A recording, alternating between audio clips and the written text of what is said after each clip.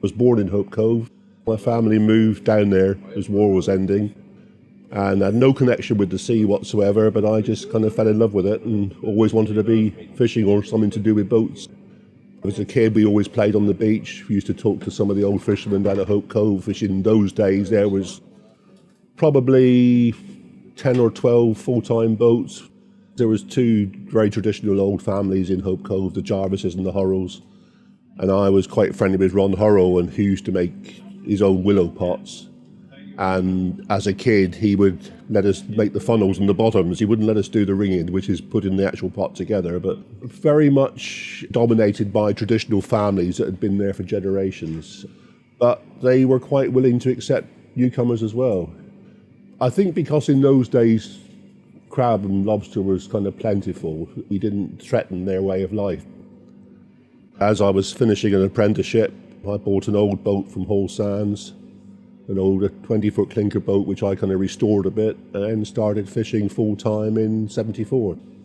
And I started off, I think I had about 24 pots, 4 lots of 6, and in those days, 30, 40 pots you could make a sensible living from. You'd catch a bit more than these days. The prices were always relatively good, the bait was cheaper. There was a lot of freedom with it. Got to learn it as looking at the old guys doing it. And we kind of picked up the same customers, the same bait suppliers, the same merchants to buy your rope from, and willow pots were finishing then, and it was either wire and hoop pots or metal pots, mostly from a firm called Betherells on the Barbican in Plymouth. We had little stores on the quayside down at Hope. There are some stores that were bequeathed in a trust to the fishermen down there, which we've still got. We still use them. 3 of the local families only had daughters, had 2 daughters each. So in a generation, it cut the numbers down considerably of the people that were going to go to sea. And it ended up with John Jarvis and Eric Jarvis.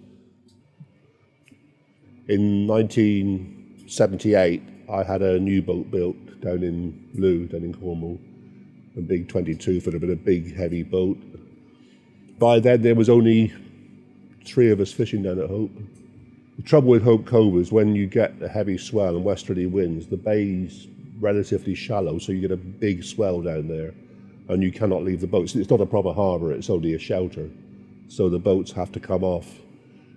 Story down at Hope Cove is there was an old guy called Roland Argett.